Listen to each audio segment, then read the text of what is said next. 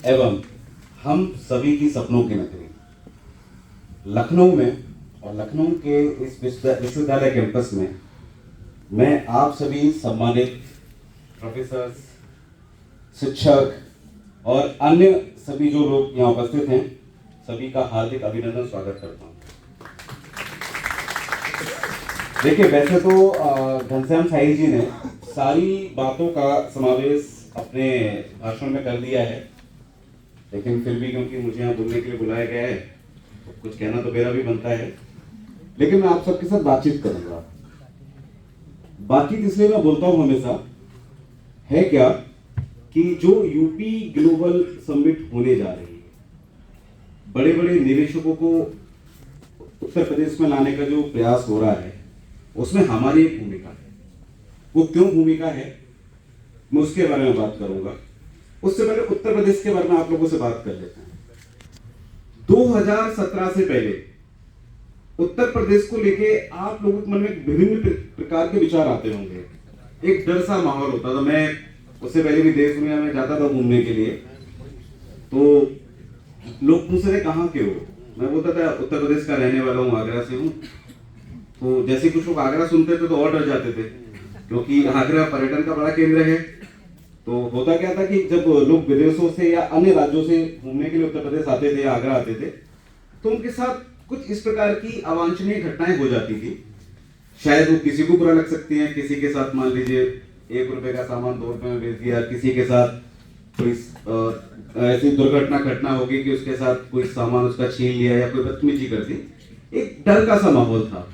जैसे अभी घनश्याम जी ने बताया था कि अपराधों का प्रदेश कहा जाता था। लेकिन 2017 के बाद कुछ चीजें बदली और मैंने बस नजदीक से उसको देखा है, क्योंकि 17 में जब पहली बार उत्तर प्रदेश में भारतीय जनता पार्टी की सरकार बनी तो मैं उसका हिस्सा था। कहीं ना कहीं दिखता नहीं था, पर कुछ कहता है नींव के जो पत्थर होते हैं, तो उस भूमिका में एक छोटी सी भूमिका मेरी भी थी। तो इसलिए मैंने उस बदलाव को बहुत नजदीक से देखा। जैसे अगर हम बात करें उत्तर प्रदेश में जो चीजें घटित हुई या जो बदली, उसका एक बड़ा रीजन क्या था, वो थी लीडरशिप। क्योंकि देखिए, मैं एक पॉलिटिशियन पर्सन हूं तो थोड़ी राजनीति की बातें भी आप लोगों के साथ करूंगा, लेकिन मैनेजमेंट का भी मुझे बहुत अच्छा तज्ञ विधान तो नहीं कहा जाता, पर मैनेजमेंट का छोटी मोटी जानकारी मैं अपने पास में रखता हूं।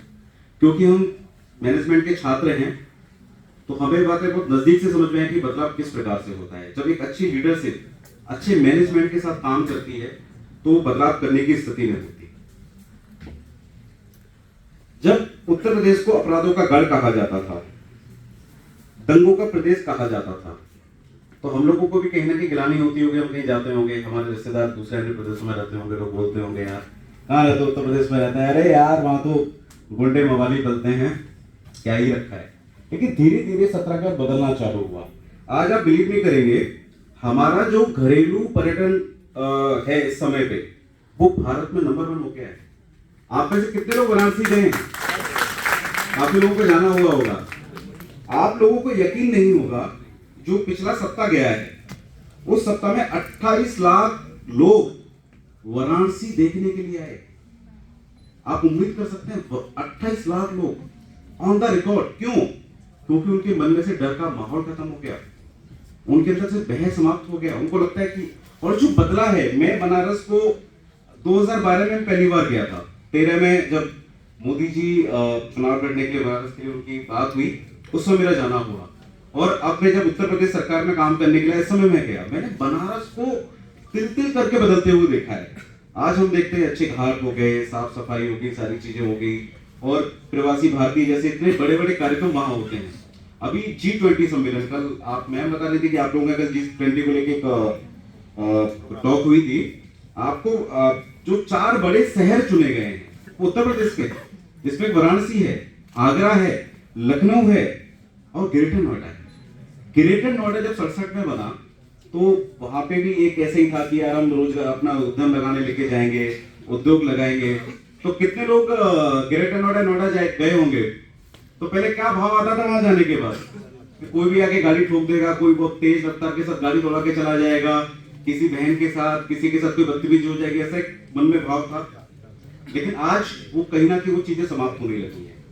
ये बातें मैं इसलिए आपको बताना चाह रहा हूं कि जो निवेश आने वाला है, जो इन्वेस्ट हमारे उत्तर प्रदेश में होने वाला है, उसके बड़े कारण इनमें से एक है सुरक्षा और सहयोग। ये दो बातें ऐसी हैं जो सरकार को बहुत मजबूती प्रदान करती हैं। अगर जब आपके मन में सुरक्षा का भाव आ जाता है और सबको पता है कि सरकार हमारी मदद करेगी, वहां के निवासी हमारी मदद करेंगे, तो वो देश या विदेश के जो उद्यमी हैं, जो उत्तर प्रदेश या भारत में निवेश करना चाहते हैं, तो वो लोग बिना किसी डर के यहाँ आते हैं। जैसे अभी इन्होंने दो नाम लिए, एक बालक जिसकी बात कर रहे हैं, वो मात्र 24 साल का है, अभी बालकृष्ण 24 साल का लड़का है। आप ही की तरह मैनेजमेंट की पढ़ाई उसने की है, लेकिन उसने अपने आप को उद्यम की तरफ आगे बढ़ाया। उसको लगा नहीं यार, मैं बिजनेस कर सकता हूं और मैं अन्य लोगों को भी रोजगार दे सकता हूं। तो वो भाव हमारे मन के अंदर भी आना चाहिए। हम सिर्फ नौकरी करने के लिए पैदा नहीं हुए, और ये जो इन्वेस्ट होने वाला है उत्तर प्रदेश के अंदर, इसमें हम सबकी बहुत बड़ी भूमिका होने वाली है, बहुत बड़ी भूमिका। आंकड़ों की बात घनश्याम साई जी ने की, मैं भी आप लोगों के साथ आंकड़ों की बात करूंगा, लेकिन मैं आपके साथ पर्सनल टॉक करना चाहता हूं। क्यों जरूरत है आप लोगों की इस भूमिका में, कैसे आप इसमें अपनी भूमिका तय कर सकते हैं? क्योंकि उत्तर प्रदेश का विकास सिर्फ सरकारी तरीके से नहीं हो सकता। उत्तर प्रदेश के विकास के लिए उत्तर प्रदेश के हर एक नागरिक का सहयोगी बनना आवश्यक है। आज एक अच्छी लीडरशिप हमारे पास में है। माननीय योगी आदित्यनाथ जी, जितना क्योंकि मुझे बहुत नजदीक से काम करने का मौका मिलता है, मैं उनके साथ चीजों को समझने का प्रयास करता हूं, मुझे पता है कि वो व्यक्ति जो डिसीजन लेते हैं उस पर वो 200%, 100% नहीं, 200% खरे उतरते हैं। तो कहीं ना कहीं हमें अपनी जिम्मेदारी समझनी पड़ेगी, हमें अपनी ड्यूटी समझनी पड़ेगी, हमें अपनी रेस्पॉन्सिबिलिटीज को समझना पड़ेगा कि हमें क्यों इस विकास का भागीदार बनना है। हम सिर्फ एक कॉलेज में या एक विश्वविद्यालय में पढ़ने वाले छात्र नहीं है कि आज हम एमबीए कर लेंगे, कल हम कुछ और अच्छा डॉक्टरेट कर लेंगे, कहीं हम कुछ कार्य करेंगे। नहीं, हमें अग्रणी भूमिका में आके काम करना है, हमें आगे आके काम करना है। हमें कोई जिम्मेदारी दे या ना दे, हमें फिर भी जिम्मेदारी उठानी है। हमें किसी का वेट नहीं करना, कोई हमें बताने आएगा कि आपको ये करना है। हमें ये तय करना है कि हम ये करना चाहते हैं। और इन्वेस्ट यूपी एक कहीं ना कहीं बहुत बड़ा माध्यम इस बात के लिए बनने वाला है। आप मेरी बात से सहमत हो तो मुझसे बात करते रहिएगा, क्योंकि मैंने जैसा बोला, मैं भाषण देने नहीं आया, मैं आप लोगों के साथ बातचीत करने के लिए आया हूं। अभी कल उत्तर प्रदेश का स्थापना दिवस था, तो माननीय सीएम साहब और राज्यपाल महोदय ने एक बहुत अच्छा प्रोग्राम सीएम अप्रेंटिस योजना लागू की है। क्या होता था, क्योंकि हम तो बिजनेस के छात्र हैं, तो कहीं ना कहीं हमारे मन में है कि चलो कहीं नौकरी मिल ही जाएगी, कहीं नौकरी मिल ही जाएगी, क्योंकि हमारा फोकस कहीं ना कहीं नौकरी पर रहता है।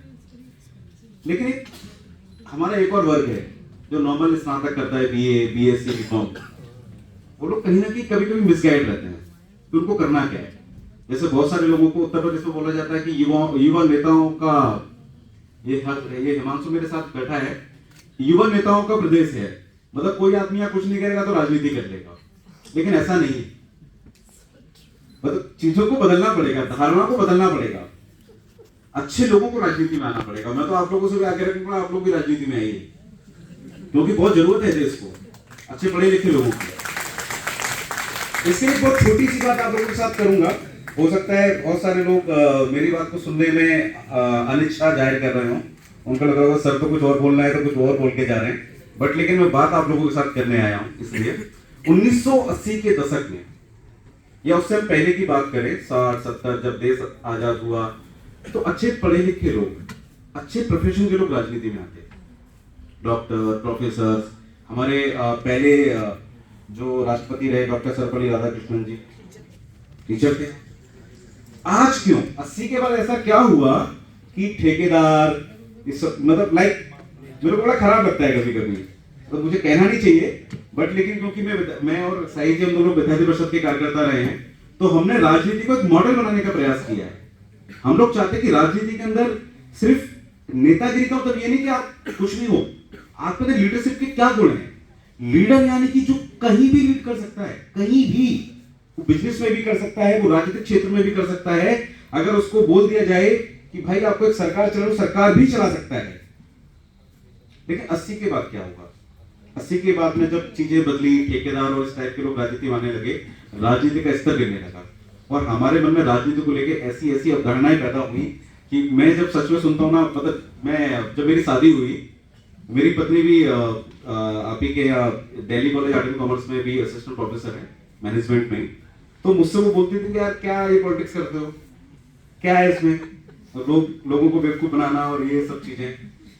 मैंने कहा ऐसा तो नहीं है, क्योंकि मैं माननीय प्रधानमंत्री जी के साथ बहुत छोटी 21 साल की एज से मैंने सारा काम करना चालू किया। और जैसा मैम ने बताया कि 27 राज्यों में मैं सिर्फ घूमने नहीं गया, मैंने वहां के आर्थिक सामाजिक पहलुओं पे काम किया। मैंने ये भी समझा कि कैसे एक मायावादी आदमी बन सकता है, उसको किस तरह इन्फ्लुएंस किया जाता है। मैंने ये भी समझा कि उसको कैसे राष्ट्रवाद के साथ जोड़ा जा सकता है। तो क्योंकि हम लोग यूथ बैठे हैं और यूथ को ये सारी कल्पनाएं होनी चाहिए, उसको अपनी पढ़ाई से इतर इस सभी पहलुओं पे सोचना चाहिए। और क्योंकि इस समय तो उत्तर प्रदेश में इतने बड़े ताकतवर और विजन के साथ लैस एक मुख्यमंत्री का शासन है, और वो स्वभाव से संत भी हैं और संत भी है, तो हमें तो बनता है कि हम जो आने वाला समय है वो हम लोगों के लिए बड़ा प्रतिकूल होने वाला है, और हम सब लोग उत्तर प्रदेश के विकास में अपनी भूमिका को तय करें और उसमें आगे बढ़े। अब क्योंकि आंकड़ों पे भी बात करनी पड़ेगी, आपने विषय ऐसा रखा है तो कहीं ना कहीं बनता है। देखिए, उत्तर प्रदेश जो अभी है वो बहुत तेजी से एक नई अर्थव्यवस्था की तरफ बढ़ रहा है। जैसे भारत माननीय प्रधानमंत्री जी के 2014 में जब उन्होंने सत्ता संभाली, उसके बाद हमने भारत का बड़ा स्वरूप बदलता देखा है, और इतना तेजी से बदलता देखा, मैं इसके कई आंकड़े आपको बता सकता हूं।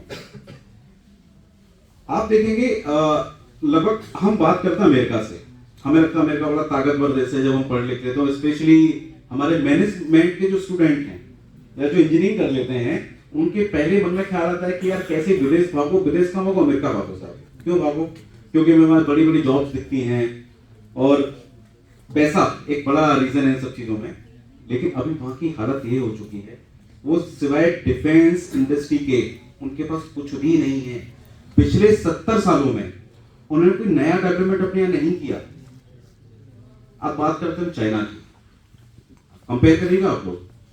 चाइना में अभी कोरोना से पहले एक डेटा आया था, एक बड़े रिसर्च चैनल ने अपनी बात रखी थी, उसमें उन लोगों ने सबसे ज्यादा सीमेंट और स्टील अपने देश में खर्च किया है बड़ी बिल्डिंग्स बनाने के लिए, सारी चीजों के लिए। लेकिन उसका फायदा क्या? आज कोरोना के कारण कितने लाखों लोग उनके यहाँ मर रहे हैं, कोई देखने वाला नहीं है। हम भारत में आते हैं, आपके पास सारी सुविधाएं हैं, आपके पास लोग सुनने वाले हैं आपकी बात को, आपकी चिंता करने वाले हैं। कोरोना जैसे महाभीषण काल में भी आप सबके सहयोग से सरकारों ने, लोगों ने, सामाजिक संस्थाओं ने कितने लोगों की जान बचाई। अब उम्मीद कर सकते हैं हमारे आज भी मानवता जिंदा है, और एक समय ऐसा आने वाला है कि भारत जिस तेज गति के साथ विकास करेगा उससे कदम से कदम मिलाने वाला कोई देश नहीं होगा, क्योंकि हमारे पास युवा शक्ति है आप जैसे लोगों की।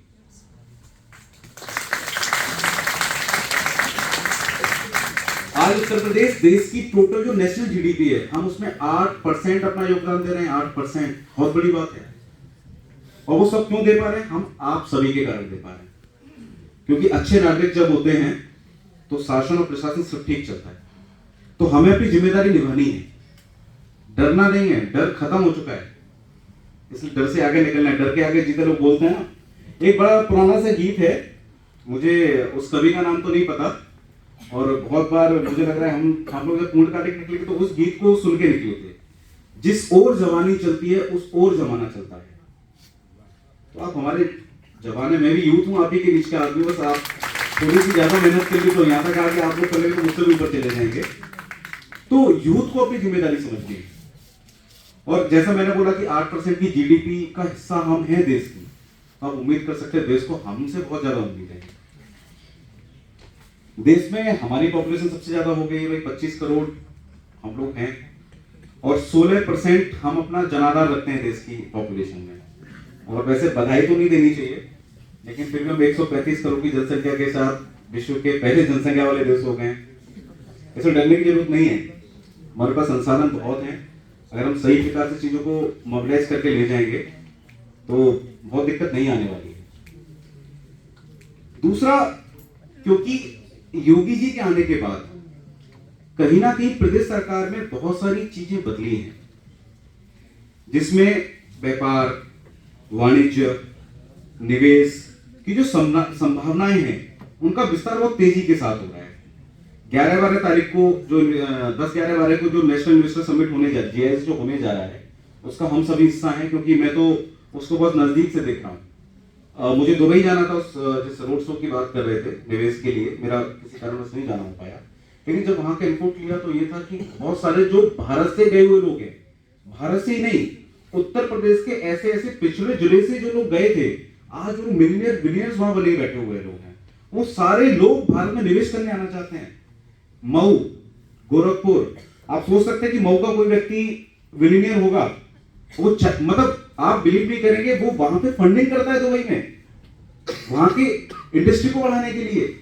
हम लोगों ने उससे आग्रह किया कि आप उत्तर प्रदेश में आके काम करो। हम लोग यहीं फंसे पड़े, हमारे दिमाग में एक ही चीज चलती है, नौकरी करनी है साहब, MBA कर लेंगे तो 20,000 की नौकरी के लिए हम इतने लोगों के यहाँ पैर रगड़ते हैं, पूछिए मत। मेरा कहना उद्यमी बनिए। उद्यमी इसलिए बनिए कि देश की बहुत बड़ी आज भी जनसंख्या ऐसी है, मैं उड़ीसा से है, अगर उड़ीसा गजपति जिला गए हैं, मैं क्या कभी जाना हुआ होगा, तो मैं वहां की आपको छोटा सा दृष्टांत बताता हूं 2014-15 के आसपास का। आप उम्मीद कर सकते हैं आपको एक ही महीने सिर्फ चावल और जंगल के जो फल सब्जियां वही खाने के लिए मिले। यहाँ तो उम्मीद नहीं कर सकते, आप तो मम्मी से लड़ जाओगे कि आपने एक ही सब्जी रिपीट कैसे कर दी। होता है ना, है कि नहीं है? और कपड़े तो आप बदल बदल के, भाई कुछ लोग तो कलर्स भी चेंज करते हैं डे के हिसाब से। मैं उड़ीसा गया मैम, तो मेरा मतलब एक ऐसा कह सकते हैं कि थोड़ा सा जनजातीय क्षेत्रों में मेरा एक अपना रुझान है। मैं उस मिनिस्ट्री में भी काम करने से इसलिए गया था कि मुझे थोड़ा उनको नजदीक से समझने का मौका मिले। देखिए, आप कहोगे कि ग्लोबल इन्वेस्टर समिट में अब जनजातीय लोग कहां से आ गए, लेकिन वो भी हमारा एक हिस्सा है। हमें समझना पड़ेगा कि हमें किसके लिए काम करना है। तो वो देश का जो ऐसे पहलू हैं जो आज भी छूट रहे हैं, जिन पर काम बहुत बड़े स्तर पर हो रहा है, प्रधानमंत्री जी और योगी जी जैसे जो अच्छे लीडर्स हैं, वो उन सब बातों पे काम कर रहे हैं। आज हमारी राष्ट्रपति भी एक जनजातीय क्षेत्र से आती हैं, द्रौपदी मुर्मू जी। मैं उनकी कॉन्स्टिट्यूंसी में क्या जहां वो रहती थी, जब वो टीचर थी, उन्होंने अपने पति को खोया, बेटे को खोया, उसके बाद भी उन्होंने अपने आप को बहुत मजबूत रखा, आज वो देश के राष्ट्रपति बन गए। तो मेरा आप सबके साथ सिर्फ इतना कहना है, मैं वापस उस बात पे आ रहा हूं, एक महेंद्रगिरी पर्वत पड़ता है, उसकी तलहटी में बहुत सारे जनजातीय लोग रहते हैं। मैंने वहां देखा कि स्थिति ये थी 2014-15 के आसपास को, कि जो साड़ियां हैं, मतलब एक बहन है और एक दोस्त, एक साड़ी है और उसकी माँ पिता जो माँ बहन जो भी है, उसमें से आधी आधी साड़ियां पहन के उसी साड़ी को मतलब पहन के नहाना, उसी को बाद में सुखा लेना, उसी को फिर पहन लेना। तो क्या नौकरी करके हम वो चीज कर पाएंगे क्या? हम सिर्फ अपना बदलाव तो कर सकते हैं, लेकिन जो सोसाइटी के लिए चेंजेस करने हैं वो हम कर पाएंगे क्या? नहीं कर पाएंगे ना। तो वो जिम्मेदारी आपकी है सर, आगे बढ़ो और मुझे लगता है छोटा व्यापार करो। आप 4 लोगों को रोजगार देंगे ना, 4 को दीजिए, लेकिन दे तो पाएंगे। नौकरी करेंगे तो सिर्फ अपने लिए कर सकते हैं आप। तो ये छोटी छोटी बातें हैं। मैं एक 5 मूलभूत चीजें बताता हूं, क्योंकि हम देश के नागरिक हैं और कल हमारे ऊपर जिम्मेदारी आने वाली है। हमारी जो आगे की जो पीढ़ी है, माननीय प्रधानमंत्री जी और ये सारे जो भी वरिष्ठ लीडर हैं हमारे, कहीं ना कहीं एक समय के बाद इनको ये सत्ता हम लोगों को सौंप के जाएंगे। तो जब हम लोगों को सत्ता सौंपेंगे तो हमें जिम्मेदारी के लिए तैयार रहना चाहिए। तो देश की अभी भी 5 बड़ी मूलभूत चीजें जिन पे हम लोग काम बड़े स्केल पे हो रहा है, लेकिन अभी भी जरूरत है। रोटी, कपड़ा, मकान, दुकान, शिक्षा, दवाई।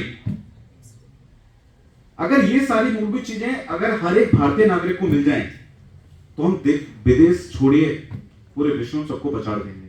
जिस विश्वगुरु बनने की हम बात करते हैं ना, उसको बनने में कोई समय नहीं लगेगा, लेकिन वो जिम्मेदारी अंतोगत्वा तो हमारी है ना।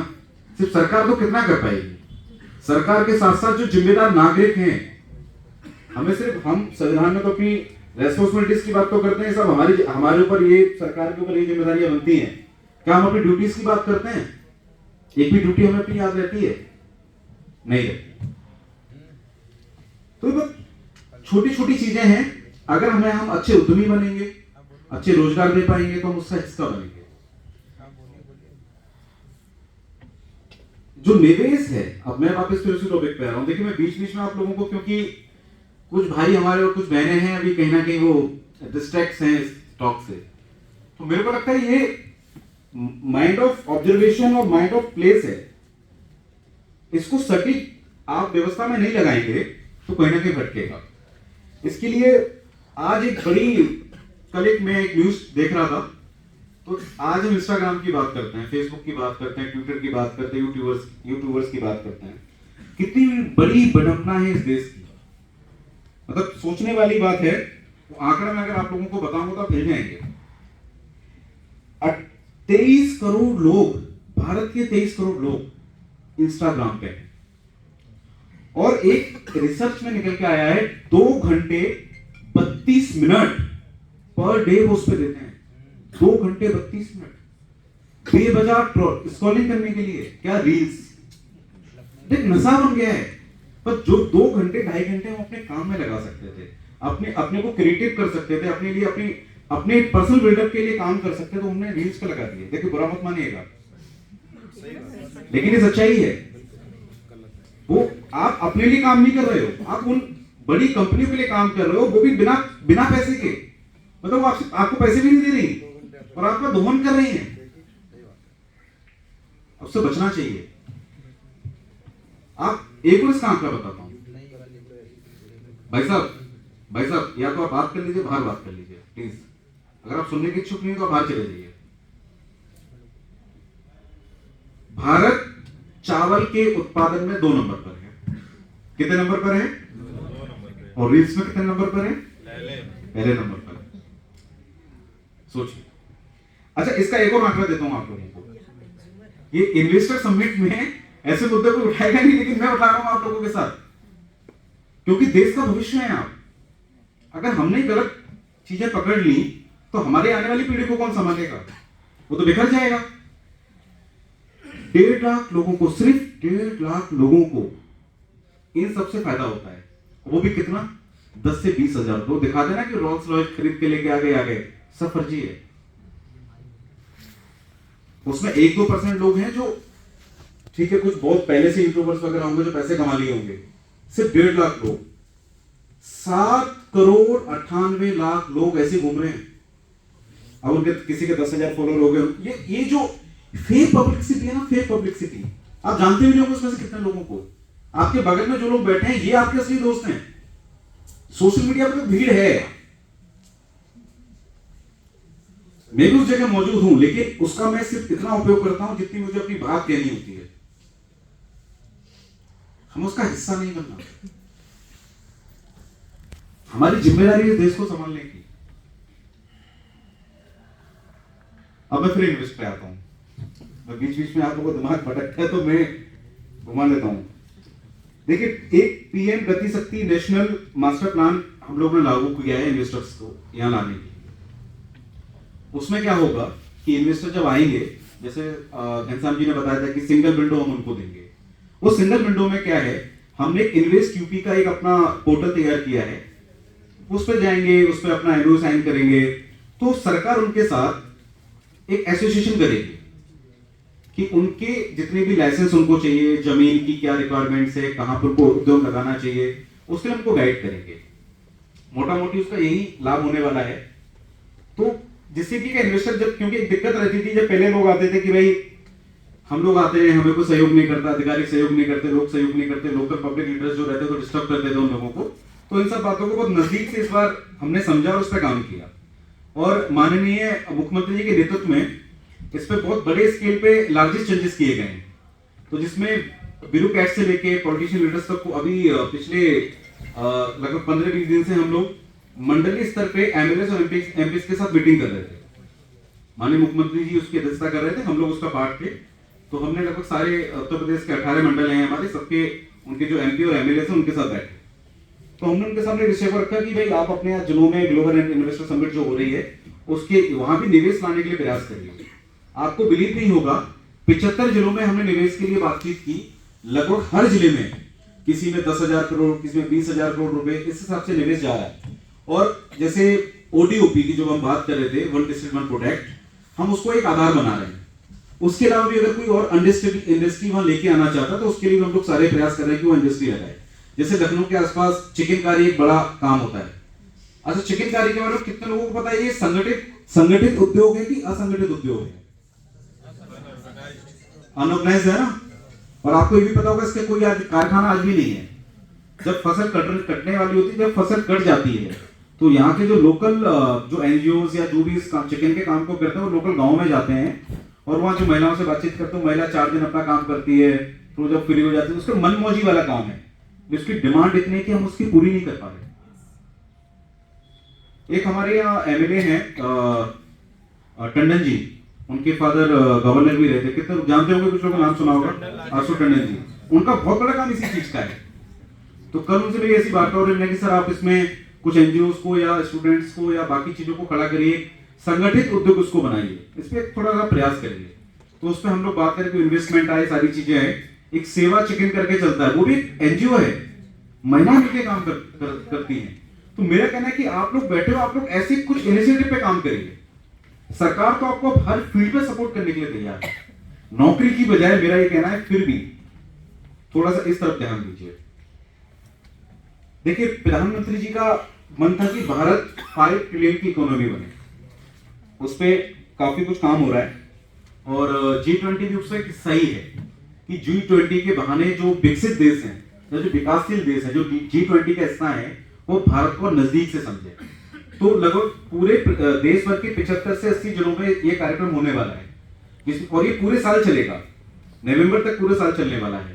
और हर एक जहां जहां कार्यक्रम होगा वहां की चीजों से सरकार जो बाहर के लाइक ऑफिसर जो आने वाले हैं या जो मिनिस्टर्स आने वाले हैं, उनको वहां के बारे में बताएंगे।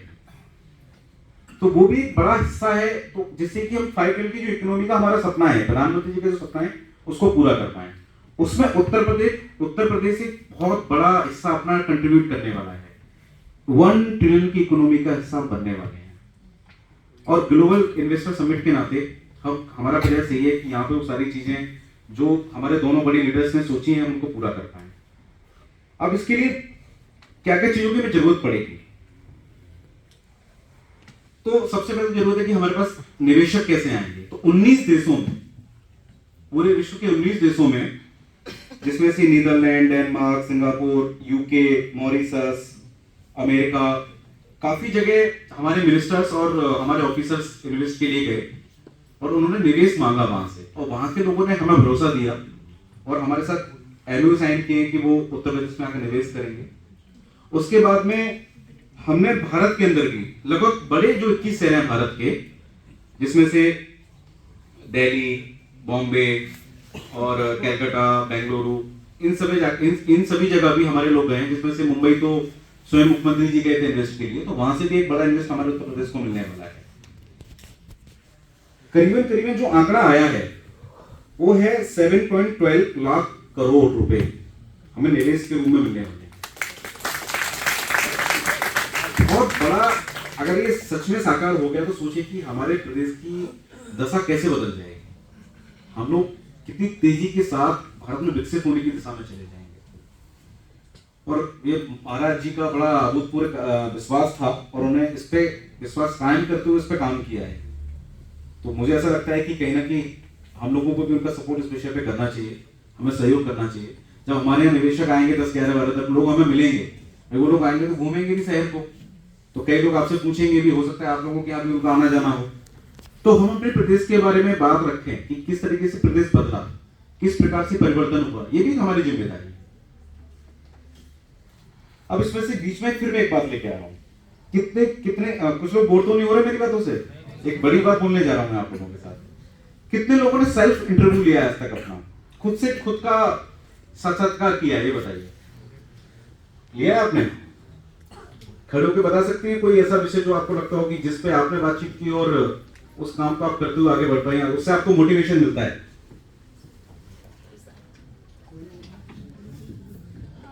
Sir, hobbies and interests, and where do I see myself within 5 years? Okay. And what are the mistakes that I have committed in past and how will I correct them in future? Thank you. देखिए, इन्होंने ma'am ने बताया कि किस प्रकार से उन्होंने अपने आप को समझने के लिए अपने सामने अपने खुद के सवाल रखे, उनके आंसर ढूंढे, उस पर काम किया। ऐसे ही यूथ को स्पेशली सेल्फ इंटरव्यू करना चाहिए। मैं क्यों, कैसे और क्या करना चाहता हूं। उसके प्रॉब्लम्स भी हमारे सामने होंगे, सॉल्यूशंस भी हमारे सामने होंगे, हम डिस्कशन कर सकते हैं।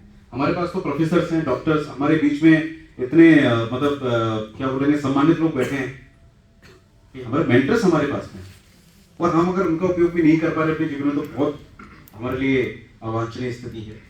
तो मैं आप लोगों से आग्रह करूंगा, आप सेल्फ इंटरव्यू करिए, अपने को समझने के लिए जो आप कर सकते हैं। मैं कभी कभी जब सोता हूं तो मुझे लगता है मुझे आगे क्या करना चाहिए, फिर मैं सोचता हूँ ये मैं कैसे करूंगा, अच्छा तो मुझे इसके लिए संसाधन क्या, किस किस चीज की जरूरत पड़ेगी, और मैं नया क्या कर सकता हूं। मैं एज अ ओएसडी यहां काम कर रहा हूं, लेकिन मैं भी डीलिट के लिए तैयारी कर रहा हूं कि मैं यहां रहते रहते कुछ और नया कर जाऊं, क्योंकि सोच आपकी है, तय आपको करना है। कोई और समझाने वाले लोग बहुत आएंगे, मैं भी यहां से मन से एक अच्छा भाषण आपको दे सकता हूं, लेकिन क्रियान्वयन आपको ही करना है, एक्शन आपको ही लेना है। इसके 2-3 पॉइंट्स आपको मैं बताता हूं, क्योंकि जैसे मैम ने बताया था कि मेरी जिंदगी बड़ी ओरियस रही है, बहुत अलग अलग फील्ड्स में काम किया। खिचड़ी सुनी कभी आपने? खिचड़ी या तहरी बोलते हैं आप लोगों के यहाँ, उसमें दाल भी होती है, चावल भी होता है, सब्जियां भी होती है। तो मेरी कुछ जिंदगी ऐसी है। तो मैंने अपनी लाइफ में 10 प्रोफेशन चेंज किए हैं आज तक, ये 11वां है, आगे का पता नहीं। और मुझे कभी रोजी रोटी की दिक्कत नहीं हुई। मैं आप कह रहे होंगे कि यार मैं अभी आपको उद्यमी बनने पे भाषण दे रहा था, मैं खुद एक सफल उद्यमी रहा हूं। सोलर के फील्ड में मैंने 5 साल अपनी कंपनी को रन किया है। उससे पहले मैंने एक छोटी सी दुकान चलाई थी मोबाइल का, उसको मैंने एक बड़े इन्वेस्टर उसमें बदला। जब मैंने वो छोड़ी थी उसका 1 करोड़ रुपए टर्नओवर हो गया था। ठीक है, ताजमहल कितने लोग गए हैं? आप लोगों को जाना हुआ है। अच्छा, आपने वहां देखा होगा बहुत सारे लोग ठेल पे बहुत पुराने समय तो पानी बेचते थे, लाइक सिकंजी, देखा है ना? वो ठेल भी मैंने लगाई है सर।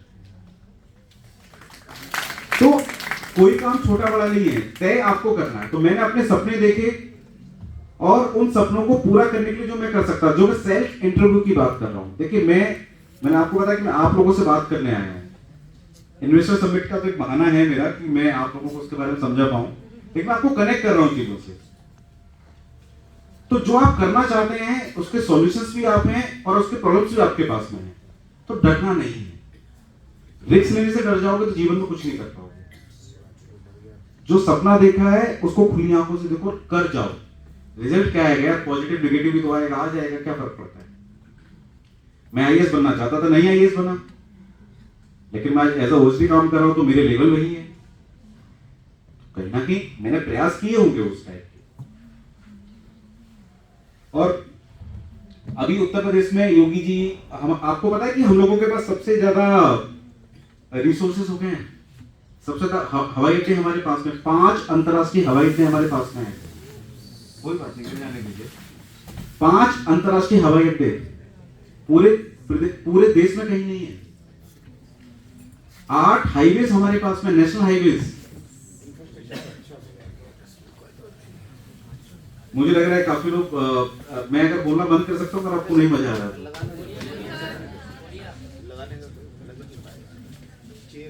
देखिए उत्तर प्रदेश जो है वो भारत के लिए फूड बास्केट कहा जाता है, क्योंकि हम लोग मैदानी क्षेत्र में हैं। बाकी सारे प्रदेशों में तो आप देखेंगे कहीं पहाड़ हैं, कहीं नदियां हैं, कहीं अब जैसे नदी असम में भी है और नदी बिहार में भी है। और जब फ्लड आता है तो कैसा होता है। हम लोगों को ब्लेसिंग है भगवान की। हमारे यहाँ भगवान कृष्ण ने भी जन्म लिया, बगल में जाएंगे तो भगवान राम ने भी जन्म लिया, भगवान बुद्ध की भी कर्म भूमि रही, भगवान महावीर भी यहाँ से होके गए, भगवान परशुराम भी रहे। तो कहीं ना कहीं हमारी धरती को ब्लेसिंग है। माँ गंगा है, यमुना है, सरस्वती है, घाघरा है, सरयू है, गोमती है। तो हमारे पास कभी तो किसी चीज की है ही नहीं।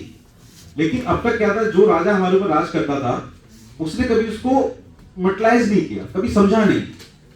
मतलब एक होता ना, छोड़ दिया, ठीक है जैसा चलना चलने दिया। लेकिन जब से महाराज जी मुख्यमंत्री बने हैं, मैं तारीफ नहीं कर रहा, लेकिन तारीफ उनकी बनती है, इसलिए करनी पड़ेगी। उन्होंने इस प्रदेश की 10 दिशा को दोनों को बदल दिया। तो हमें अपनी जिम्मेदारी निभानी है और इन सब विषयों पे काम करना है। जैसे गन्ना हमारे यहाँ, पता है आपको, पूरे आप देखेंगे पूरे भारत में गन्ना सबसे ज्यादा हमारे यहाँ होता है। हमारे यहाँ का सिल्क, बनारस चले जाइए, वाराणसी का सिल्क देखिए आप, उस सिल्क की बराबरी कहीं नहीं है। चिकनकारी की मैं बात ही कर चुका हूँ आपके साथ। आगरा में चले जाइए, चमड़े का इतना बड़ा काम है। कानपुर में, कानपुर उद्योग नगरी हमारी हुआ करती थी एक समय पे, लेकिन कुछ पॉलिटिकल कारणों से पूरी बर्बाद हो गई। तो हमें अपने विजन को क्लियर रखना पड़ेगा, और हमें ऐसे जो प्रयोग सरकार कर रही है, उन प्रयोगों में हमें उसका हिस्सा बनना पड़ेगा, उसके साथ जुड़ना पड़ेगा। अब नहीं जुड़ेंगे तो कहीं ना कहीं पिछड़ जाएंगे। तो ये छोटी छोटी बातें हैं, कहने को तो बहुत सारी चीजें बताएं, मतलब काफी चीजें तो घनश्याम जी ने बताई दी थी। और कभी अगर हो तो एज ए ह्यूमन कोच के नाते मैं आप लोगों के बीच में आऊंगा, मुझे इनवाइट करिएगा। तो मेरे पास बहुत कुछ यूथ को बताने के लिए और कराने के लिए प्रैक्टिकल है। क्योंकि मैं आपको बता दूं, जैसे गांधी जी जब कस्तूरबा, एक घटना सुनाता हूं आपको। कस्तूरबा गांधी जी बीमार हुई, तो उनको कुछ ऐसी बीमारी थी कि अगर वो नमक खाएंगी तो वो बीमारी सही नहीं होगी। तो गांधी जी ने एडवाइस किया कस्तूरबा जी को कि यार आप नमक खाना छोड़ दीजिए, आप सही हो जाएंगे। कस्तूरबा जी बोलती है कि एक बार आप छोड़ के देखिए, तब हम माने आपको। तो गांधी जी ने नमक खाना छोड़ दिया महीनों। तो जब कस्तूरबा जी को पता लगा तो उनको बड़ा ऐसा लगा कि यार मैं तो, इन्होंने मुझे सलाह दी और मैंने मानी नहीं। तो उन्होंने हालांकि फिर नमक खाना जब छोड़ा तो वो सही हो गई। तो मेरा भी ये कहना है, जो बातें मैं आपसे यहाँ बोल रहा हूँ ना, मैं अपनी पिछली जिंदगी में सब जी चुका हूँ। तो जैसे मैंने आपको बताया कि मैं देखिए, मैं आजाद एक पंछी हूं, मुझे जैसा लगता है वैसा करता हूं, क्योंकि मुझे कल की वो चिंता नहीं होती।